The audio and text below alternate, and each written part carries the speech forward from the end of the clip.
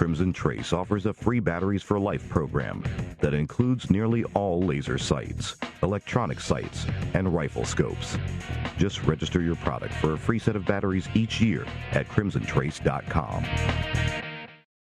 If you set the combination locks to 308, 357, or 3006, you're in the right place. It's Tom Gresham's Gun Talk. Call 866-TALK-GUN. All right, back with you. Tom Gresham. It's Gun Talk, 866-TALK-GUN. We're at the SIG Range Day in Las Vegas. This is 2 days before the actual SHOT Show starts, but a lot of events are going on because we can't fit it all into even 4 days of SHOT Show. SHOT Show, of course, is the Shooting, Hunting, Outdoor Trade Show. 70,000 people there, 600 to 700,000 square feet of, and by the way, you can't go there. If you're not in the firearms business, you can't go there. It's not open to the public. It's not a gun show like that. It is the industry trade show, but it's where a lot of new things are introduced. A lot of business takes place there. But right now we're out at SIG, and they're showing some of their cool stuff. And of course, as you probably know, if you've been following this at all, SIG once just a gun company. Now it's like an everything company with ammo and optics and suppressors and everything else. And we're talking with Andy York and Joe Fruechetel. Hey, Joe, how you doing? Good. How you doing? Good. I'm glad to finally meet you. And you kind of come to this honestly with your family background in sports optics and hunting optics, right? Yeah. My dad worked in the industry for quite a while. So, yeah, exactly right. So, Andy, I mean, we've known each other for a long time. We talked optics forever and ever. And there are still people who go, really? SIGs in optics? I mean, and it's been, what, 4 or 5 years now? It'll be 6 years in April. See, I don't even know. It's yeah. Well, to be fair, the first year and a half was R&D and product development mode. So we really launched in kind of back half of 2015. So it's about 5 years in the market now. But you go a lot further than that back. You've been in rifle scopes and optics for a long time. Yeah, that's actually how I knew Joe. I worked for his dad, Tom Fruechetel, was the head of Loophole. Right. He hired me back in 2002. Right. And I was there for 10 years and then left and set this deal up here in 2014 with SIG. So, and you guys are located where? We are in Wilsonville, Oregon, about a half hour south on I-5 from Portland. Okay, lovely area. I've been there. So when you get your elevator pitch and somebody says, really, SIG Optics, so what's special about SIG doing optics? You know, I think the optics division is just kind of an extension of the company itself. Ron's mantra is always product innovation, Ron Cohen, our CEO. Right. So whether it's on the ammunition side or the firearm side or the optics side, we put a lot more emphasis and investment in R&D and innovation to change kind of the industry. You have a lot of engineers. We have a lot of engineers. We're engineering heavy. We like to invent new product, and we've got an incredible brand, and whether it's building product for the military or law enforcement or for hunters and shooters, concealed carry, whatever it is. But we're product zealots, and so we invest heavily in those guys. You're gear geeks, aren't you? We're gear geeks. You really are. We are. We love it. I mean, I look at what you guys have. You got the red dot sights. You got the regular rifle scopes. You've got military stuff. I mean, and people don't know about your success with the military. Yeah, it's interesting. I mean, people still, coming up the learning curve that SIG sells optics. But on the military and the law enforcement side, we're getting ready to put out a little piece of paper to remind people of all the wins we've had. We are the official squad designated marksman rifle for the U.S. Army. We're the squad variable powered scope for SOCOM. Our Romeo 4Ts are with FBI and Customs Border Patrol. I think Joe, Air Force, just placed an order for some Tango 6T 1-6 scopes. Yep, they're buying off that squad designated. What's interesting is that's over such a short period of time that you guys have been doing this. I mean, realistically, call it 5 years that you've had product out there. Yeah, that's pretty amazing. Great engineers, people that live and breathe the product. We want to put good product out there, especially when it's for our troops. And that's SIG. SIG focuses on the military. And building military grade gear and partnering with different branches of the military. So it's kind of that crossover point between technology and just great infrastructure to work with our soldiers. And of course, traditionally optics was glass, and now optics is glass and technology and electronics and all the other stuff, which kind of brings us to the whole BDX system, which is. It's not smoke and mirrors, but it sure does appear to be magic sometimes, the way that the darn thing works. Joe, how do you explain the BDX system to somebody? What is it, first of all? BDX stands for Ballistic Data Exchange, and really what we're doing is stuff that users were doing themselves. So we're kind of automating a lot of that. So we have ballistic solutions inside of our rangefinders, and we're just communicating that with a rifle scope. So the rangefinder talks to the rifle scope directly. Correct. Bluetooth? Yeah. Bluetooth, correct. Okay, so you take your rangefinder. Yep. I'm just playing here. You zap an elk, and it says, okay, that elk is at 427 yards. Yep. And now your scope knows.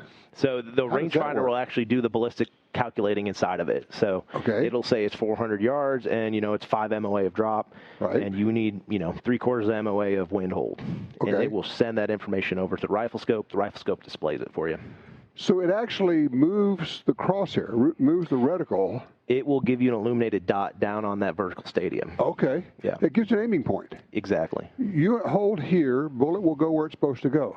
Think of it as a digital BDC reticle, but we're only lighting up the exact dot that you need. Okay. Yeah.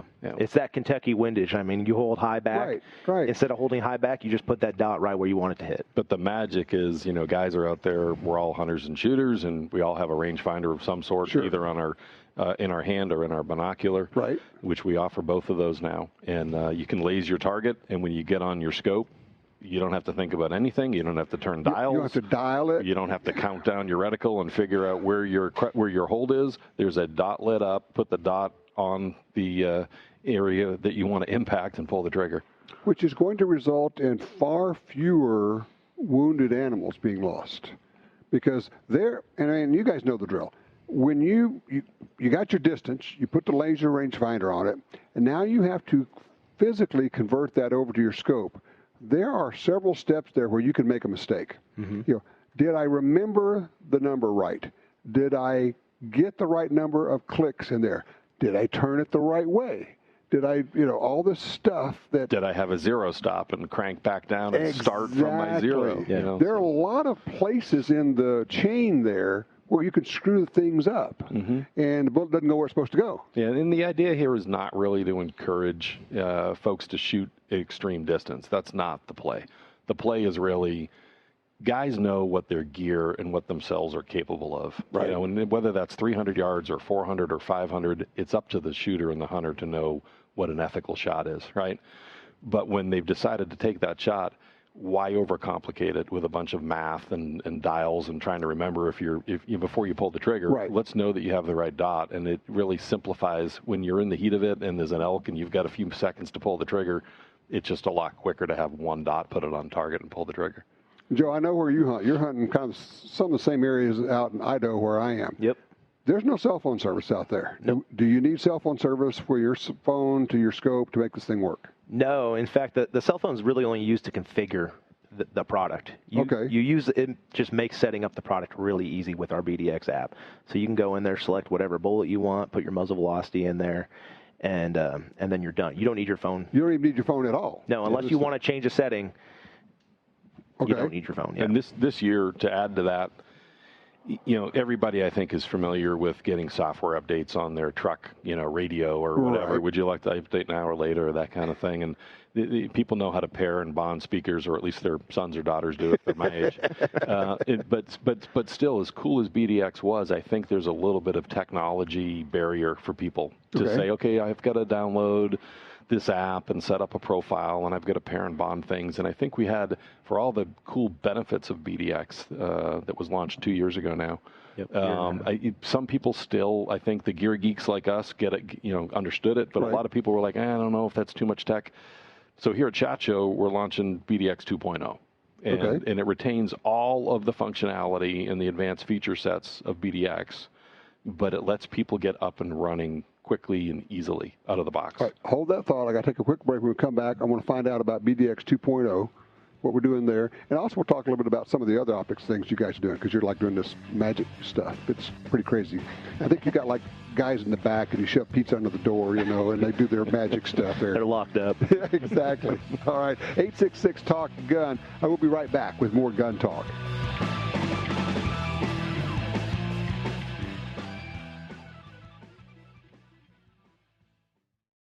When the U.S. military's elite units and law enforcement agencies across the globe demanded innovation and reliability, they didn't settle. They chose SIG Sauer. When world champion professional shooters demanded precision accuracy, they didn't settle. They chose SIG Sauer. So it's no surprise more and more civilian gun owners are refusing to settle for anything less. They're choosing SIG Sauer firearms, ammunition, electro-optics, suppressors, air guns, and training. SIG Sauer. Never settle. This land, once wild and free, fades now from our memory. But I remember what it was like, what we were like, what we are capable of when we band together. Perhaps more than any other landscape, wetlands embody the life-giving abundance that nature has to offer.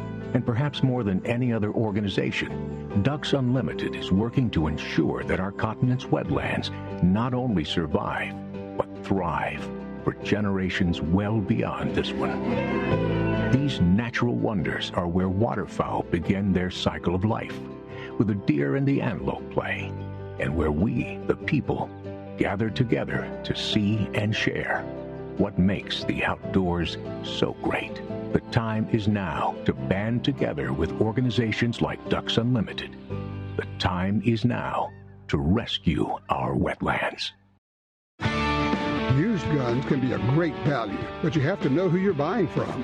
What if you could buy quality used guns with a lifetime warranty from the Internet's largest online reseller? That's what you get at Dewey'sGuns.com. They stand behind every firearm purchase for life. If you have a problem, they'll either fix or replace your gun. Pistols, rifles, shotguns, and more. Check out their inventory today at Dewey'sGuns.com.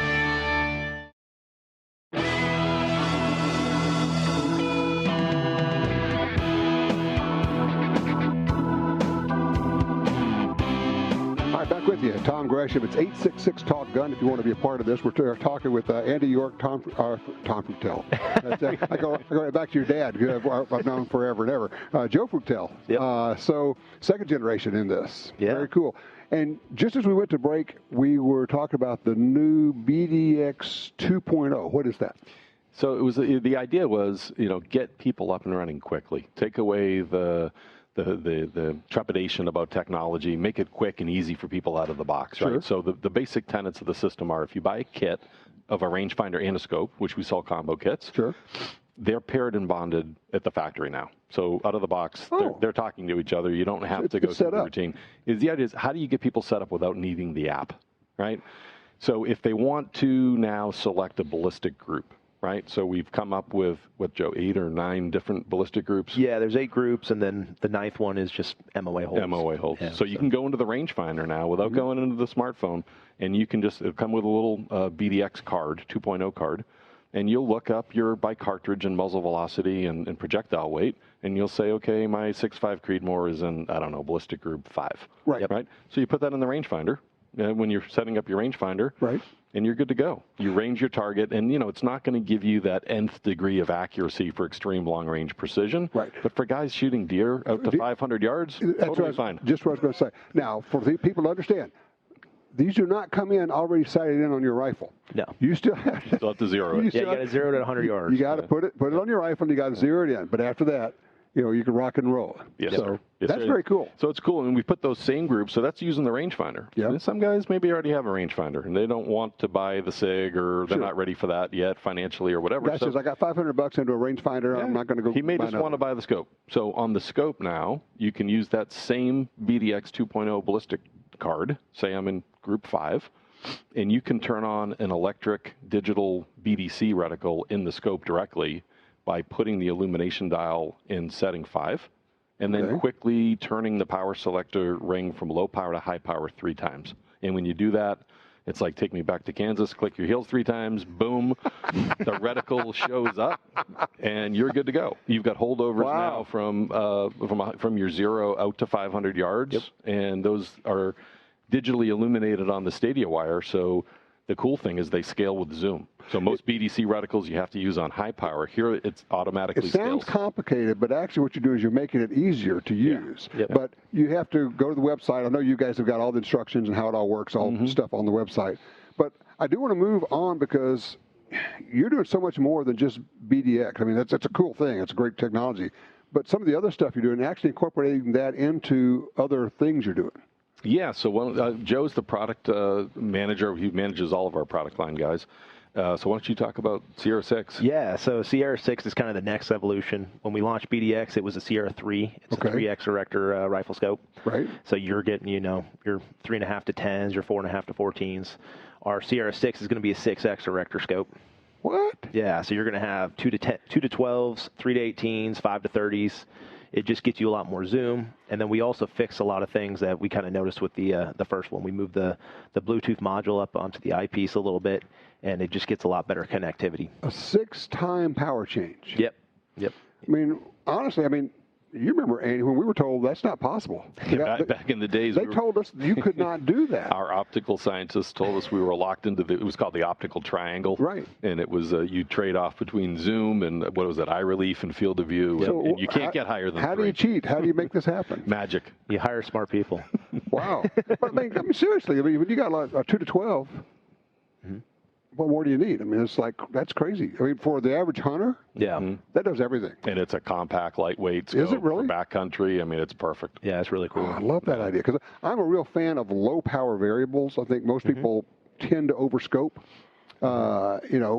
but this way you kind of get the best of everything with it. Yeah, we see it a little bit, especially with the long range shooting trend and the BDX system is that guys, it's like buying horsepower. More is always better. Right. So they gravitate to the super high mag zoom scopes. Right. You get a 6 to 24 and you're going, really? Yeah. And now the deer's out there at 27 yards. Yeah. And wishing you had a 2-power, right? Yeah. If you're kind of hunting out in the mountains of Oregon or where you are in Idaho, having a lightweight kind of mountain rifle with a 2 to 12 on it is just perfect. Yeah. You guys are building, we're talking about the electronics, and that's the sexy part. But I do want to touch just briefly, you're building good glass. Like the glass part. Correct. You might just touch on kind of what that's, because you got that background, both of you do, in your background. You can't have a good optic without having good glass. Yeah, and people always, it's like the default question that everybody always asks, what kind of glass are you using, right? Shot glass. Good glass. The truth is everybody who makes a decent scope is using from a couple of sources. It's the same glass. Right. The real magic is in the optical prescription. It's what you're doing with the raw material. It's how you shape the glass, how you coat the glass, how you use coatings to improve, light transmission. Right. And we have arguably the best optical team, I think, at least in the United States, in terms of, optical performance and dialing in those prescriptions for incredible, zoom and, resolution and depth of field and clarity. And the whole shooting community is benefiting from this real interest in long-range shooting. It's kind of like the NASCAR filters down to our cars. Because these guys they're requiring more of their rifles and requiring more of their optics, requiring more of everything. And we're kind of all the beneficiaries. And so a lot of the stuff you guys are talking about, to me, I keep thinking, man, I think some of this stuff is coming out of the people who say, I need to be able to hit a small target at 1,000 yards. Yep. Does that make sense? Yeah, absolutely. Like those PRS comp shooters and whatnot, all the stuff that they're doing is trickling out into the kind of the everyday shooter. Yeah. And you see it in projectiles, our stuff's rifles. just better. Yeah. The gear we have today across the board is simply better than it was 20 years ago. And sometimes, in the case of what you guys do, it's a lot better. All right, very quickly, I know you got some other things, and we already talked earlier about the red dot revolution, but what else you guys have when you got to tell people about this optics world you're conquering now? A few years ago, we launched, it was called the Thermal Reflex sight, and it was called the Echo 1. And we learned a lot from launching that product. It was a cool product, innovative in that it was direct view, so you're not putting your eye right up to an eyepiece like you would with a rifle scope, right? And getting that eye fatigue of having a thermal screen illuminating your eye from 2 inches away. So it was more like a red dot sight in that it doesn't matter how far back you are because you're looking at a miniature screen. Oh, okay. And so we launched that, but I think it needed a few upgrades. It needed to have more zoom. So the Echo 3 now is a 1:6 instead of a 1:2. It needed to record video because guys like to show what their hog hunt looked like. Right. And because this is primarily a hog hunting rig. It's a hog hunting rig. You're hunting at night. You're thermal. One of the problems of people who haven't done thermal is it does show stuff up. But the question for you is, can you tell the difference between different critters? That's been one of the things. Is it just a big blob, or how's the resolution these days? We massively upgraded the cord. I don't know offhand what the resolution is, Joe, but it's a 360 by 240. 360 by 240. Okay. The screen's been upgraded. The screen is also now what's called an active matrix OLED, organic light emitting diode display, and it's much more tolerant to low temperature. So if you're out there and it's, getting down towards 0 degrees, the screen's not going to freeze up on you. Right. So made a whole host of improvements there. And it's also BDX enabled. It's BDX enabled. Really? You Yep.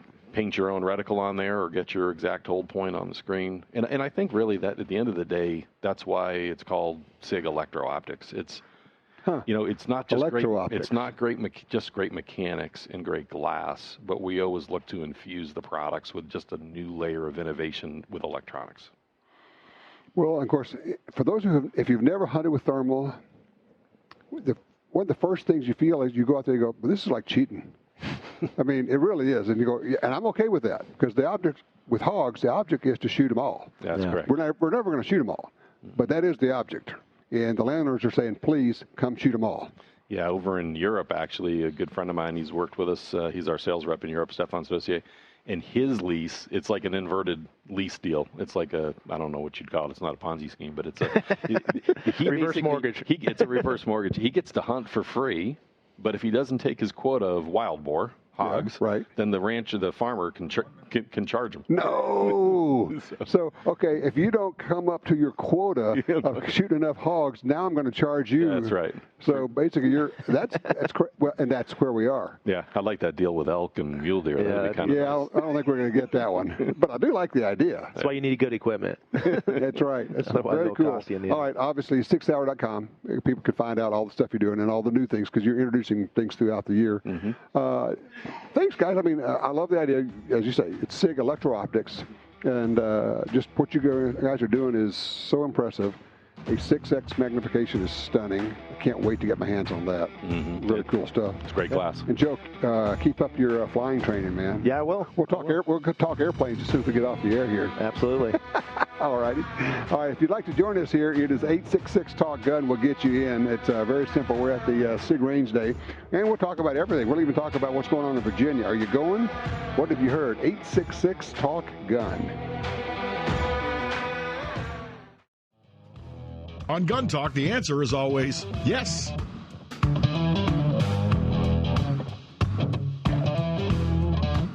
Well, the answer is always yes if you're asking, should I buy this gun? That's certainly the case. I'll help you buy guns if you give me permission to buy them, okay? We'll be self-enabling. By the way, I just thought of that. The auction on those guns that we are working with Johnny Dury, those auctions are going to be ending tonight in just a very few hours. If you go to gunauction.com and just put in my name, Gresham, gunauction.com, look for Gresham. You'll see the guns that we're selling there.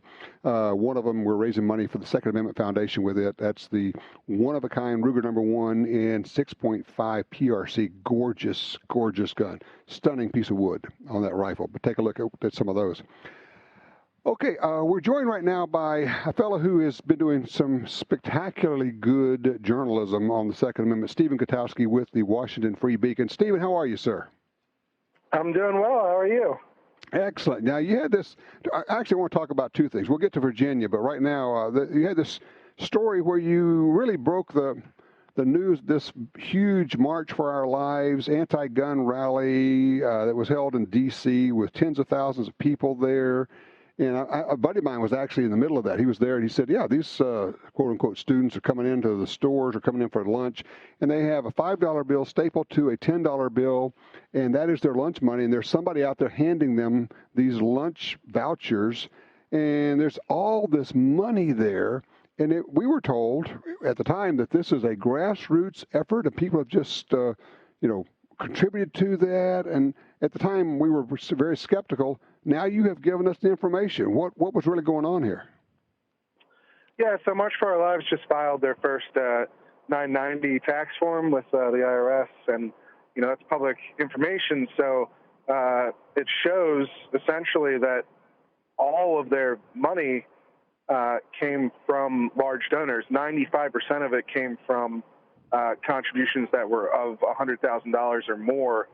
And it was, I believe it was something like 99% was from people who gave $5,000 or more. So, essentially, at least on the funding side of things, the organization is not grassroots in any sort of reasonable sense of the word. Certainly, they were able to turn out a lot of people at the march, but it was clearly funded by big money interests. Do we have any idea who those people are, or corporations, or who was given the big money? Well, so March for Our Lives is a 501c4, which means that they're somewhat limited in the political things they can do, but that's in exchange for the fact that they don't have to disclose their donors. So we don't know precisely who gave these donations. We just have the number amounts. Now, at the time, there were several celebrities and sort of successful, rich businessmen who made public announcements about giving to the group. So you had like George Clooney and I believe Oprah and a number of other big name celebrities gave very large donations. The head of Salesforce gave, I think, $1 million.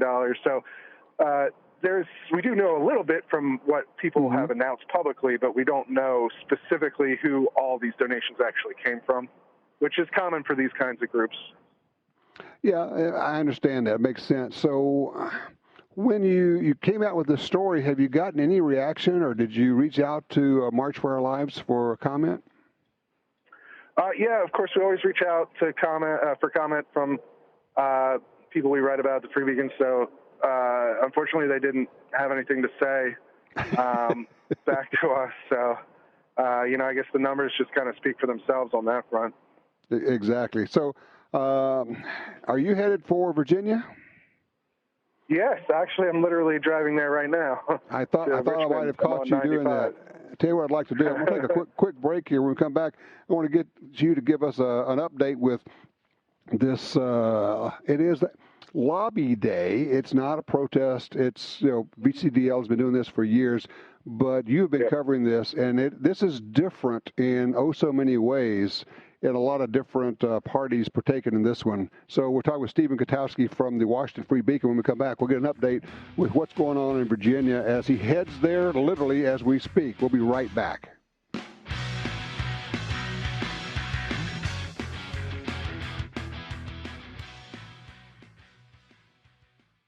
For more than 70 years, Timney Triggers has been enhancing the shooter's experience. Whether it's a local competition, a day at the range, or even the hunt of a lifetime, setting the standard in aftermarket triggers, Timney is now producing more than 170 models of triggers for bolt-action rifles, shotguns, AR rifles, and semi-automatic rifles. Proudly made in the USA since 1946. Find your new trigger at TimneyTriggers.com.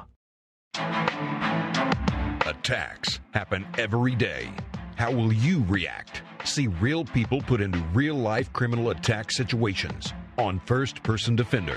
Discover what works and what doesn't. Kidnapping, ATM robbery, home invasion, and other attacks. Learn how to save your life and the lives of your family. Get the entire first season on DVD at ShopGunTalk.com. Get prepared. ShopGunTalk.com. Hi, this is Tom Gresham from Gun Talk. America is losing critical wildlife habitat at a rate of 1 football field every hour. It's happening on the Louisiana coast, but it's critical to all sportsmen and conservationists. These precious wetlands provide winter habitat for more than 10 million ducks and geese annually, waterfowl that migrate north through dozens of states. Don't shrug it off. Get involved. You can help. Visit vanishingparadise.org. The pistol that redefines pocket carry just got even better. The Ruger LCP-2 has improved sights, an easy-to-rack slide, a larger textured grip surface for a secure grip and recoil reduction, and a short, crisp, single-action trigger pull for real-world accuracy. It's so small and light that there's no reason to ever leave home without your LCP-2. A serious pistol in a pint-sized package. Learn more about the LCP-2 at Ruger.com.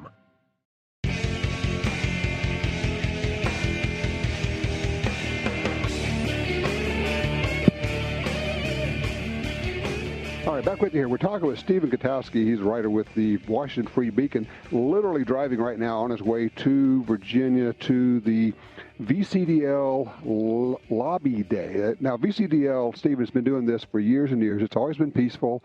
It's always been, people coming to petition their government the way that the whole system is set up to do.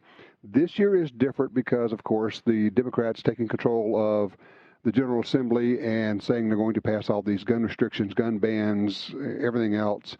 And now you got Governor Northam basically saying that he's labeling people like they're violent white supremacists, and they're just the gun Second Amendment community. What are you hearing? What's going on right now? Yeah, so, VCDL does this every year as a rally to go and get their members out to meet with their lawmakers and advocate for, pro-gun policies. And you're right, this year is the difference is that this year it's going to be much bigger, or it's expected to be much, much, much bigger than normal because of some of the proposals that Democrats have put forth, specifically some of the outright bans on possession of things like, quote-unquote assault firearms, AR-15s and similar devices, or, which has been withdrawn, but they replaced it with a bill that instead of outright ban on possession now requires, is a ban on new sales and requires registration, and then also bans the possession of magazines that hold more than 10 rounds. So it still has those confiscatory, there's still confiscation elements involved in the new proposal, which hasn't been heard yet. That's a House bill, so there hasn't been movement on that yet. But you get the idea that there's a reason there's so many people are going to be coming out to this event, so many more than normal,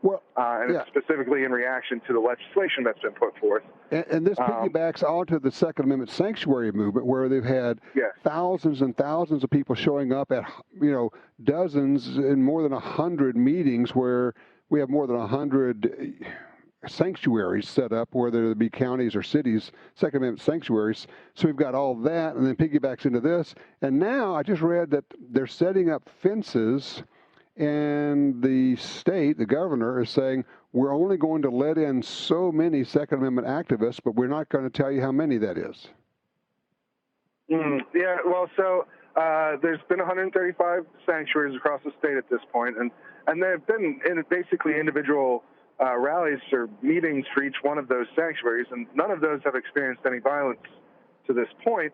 Now, there has been concern about some out-of-state violent extremists. There was a group of neo-Nazis who were arrested by the FBI in Georgia, there is some idea that they might have been on their way to come to Virginia. And so that, the governor has essentially argued that, he doesn't want something like Charlottesville to happen again.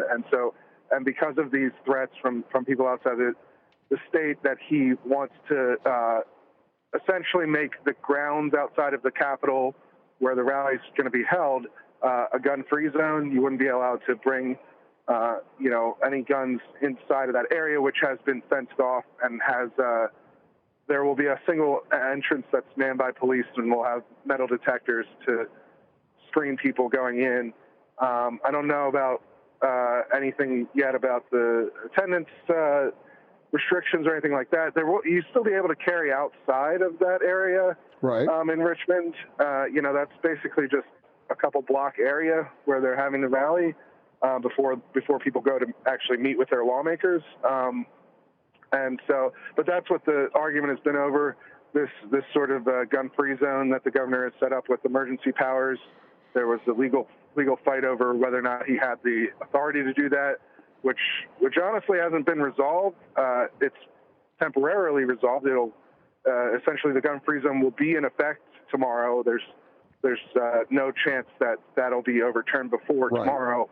But the legal case is going to continue on after tomorrow over the basic idea of whether or not he has the power to do that.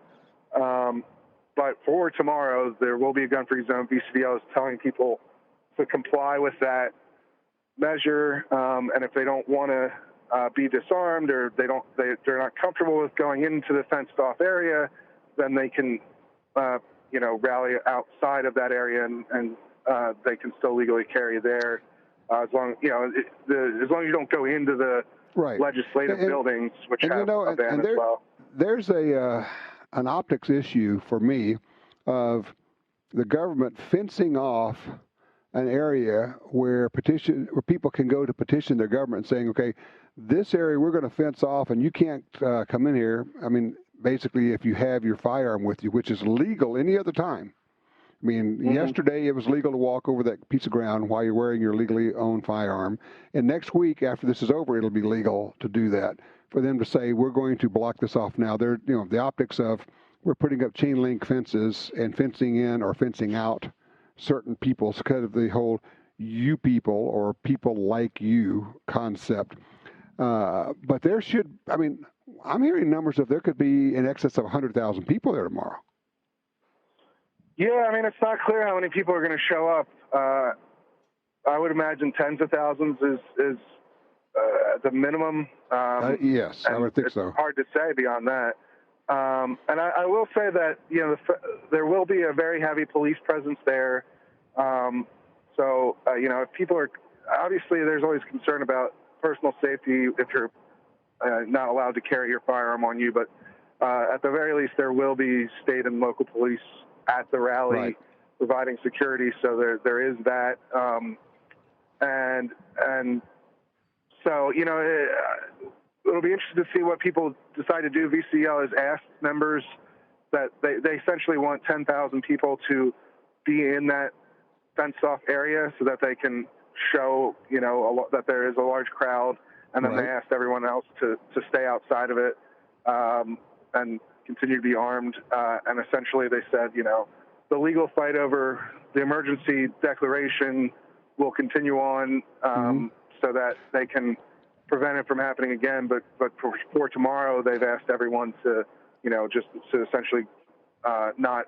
They said there's no need to try and flout it because if you get arrested over it, they already have standing in the legal case. So you don't need anything like that to don't need to push that to the legal. And also, it hurts the movement in terms of public opinion and public relations to have us being arrested. Now, one of the things I'm just thinking here, Stephen, is there's a need, if you really want to be active in this, just to show up. Your body there adds to the count. And the more people who are there, the more the media can't ignore it, and the more people say, yes, this is a real movement. This is really something going on. This is an extension of the sanctuary movement, and it's not just Virginia. It's happening in other states as well, correct? Yeah, and here's the thing about it, too. We've already seen Democrats react to the sanctuary movement and to the NRA's lobby day that they had last Monday. And in that they've moderated a number of their gun control bills already and withdrawn the outright confiscation bill. So there is an effect of these sorts of efforts so far. And for Lobby Day to be successful from a gun rights perspective, the best way to do that is for it to be peaceful and for lots of Virginians to be there and for them to actually voice their opinions to their lawmakers. Especially the ones in more purple districts, because that's where the impact is going to be. There's still absolutely a chance to stop an assault weapons ban. Now, some of these gun control laws will pass, but you can also have an effect on how strict, how unreasonable they are, or what the details of the provisions are through, regular informed political activism, which is what Lobby Day is supposed to be tomorrow, and that's what will make it successful. And Stephen, if they want to read your reports on this, freebeacon.com? Absolutely. Stephen Gutowski, he'll be writing at freebeacon.com. If you want to follow him there, he'll be giving you the updates. This is going to be going on. I see this as a demarcation point. Thank you, Steve. I appreciate that. There's something happening here. It's really going on. Are you going to be there? I'd love to hear from you. 866-TALK-GUN. Tom Gresham here. Be right back with more Gun Talk.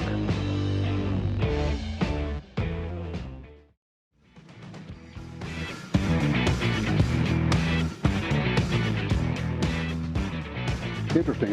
It's actually getting worse than I thought. As I'm looking at the tweets that are going out, even from the media, about the rally in Virginia, calling it a white nationalist rally. This is a Second Amendment rally. These people have been doing this for years and years and years. And now because there's a whole lot of us showing up, and because the democratically controlled General Assembly wants to ban certain guns, and we're pushing back against that, they say, well, how could we possibly discredit the fact that we have tens of thousands of people showing up? Because we don't want the public to actually look at that and go, wow, Second Amendment's strong. People really support the Second Amendment. Well, we will discredit them by saying this is a white nationalist rally. The disinformation program is strong here. Let's go talk to Brian. He's in Mississippi. Hey, Brian, welcome to Gun Talk. Hey, Tom, how you doing? I'm well. What's on your mind? Well, I was listening to Super Talk in Jackson Friday afternoon, and he briefly mentioned a support rally for Virginia at our local state capitol in Jackson. Oh, really? Interesting. And he didn't give any information, but I did some digging, and I think it's being put on by the Mississippi Firearm Defenders Coalition. Supposed to start about 10 a.m. On Monday morning. Okay, tomorrow, 10 o'clock in Jackson, Mississippi at the state capitol, right? On the South Lawn, right. Okay, are you going to go? Absolutely. We got to show up, right? We have to show up. It is really as simple as that. And now the deal is you got to call all your buds and tell them all to call all their buds and tell them to call all their buds. I've been shooting it all over, so. Anyway, there you go. But I appreciate everything you do, man. Oh, yeah. Well, solidarity for the folks in Virginia. Thank you, sir. And look, do me a favor. Next week or the week after, give us a call and let us know how the rally went, all right? I sure will. Y'all have a good time at SHOT Show. Will do. Thank you. Appreciate it, Brian. Showing up. Got to show up. Got to be there. And for those who are thinking, well, why would I go there? I'm not going to be able to do anything. The media is going to report on how large these things are. And yes, they're going to misreport it, of course. And yes, they're already calling it what it's not. But you still got to show up. Otherwise, you're giving up. And when you give up, you lose. Really, is as simple as that. The world belongs to those who show up. And when we show up, with a couple of hundred, we get people's attention a little bit. When we show up with a couple of thousand, they go, oh. If we show up with 50 or 60 or 80,000, all of a sudden you got a lot of people paying attention to what's going on. So that's what we're talking about is basically you got to be there. You got to show up. And people go, yeah, it's a work day. I get it. I understand. Look, and not everybody can do it. Okay. I understand that I tend to chide you and say you got to show up. If you can't, you can't. I get that. I understand it. But there are a lot of people who can but don't. And we have historically. Frankly, the whole mess in Virginia wouldn't have happened if people had gone to the polls and voted in November, because Bloomberg spent all that money. He got the Democrats elected there, and now they are doing exactly what he's telling them to do. They're putting in all these anti-gun bills. They're putting in confiscation bills. They're putting in bans on regular standard magazines. And that's what you get when you don't show up at the polls. You have to get there. You have to show up. You have to be there. The world belongs to those who show up. It really is as simple as that. And so as this thing is going on tomorrow, check out the news. And I know that that's going to be a short-lived story because the impeachment news is going to dwarf that. But there will be coverage of it. And for anybody who asks you about it, you can explain to them, look, this is a march that's been going on for years. It's been a lobby day, and it's by peaceful, law-abiding people. If you're going to go there, be one of those peaceful, law-abiding people, all right? All right, if you'd like to join us, it's 866-TALK-GUN, or just call me at Tom Talk Gun. We're at the SIG Range Day at the SHOT Show in Las Vegas. I'm Tom Gresham. Be right back with more Gun Talk.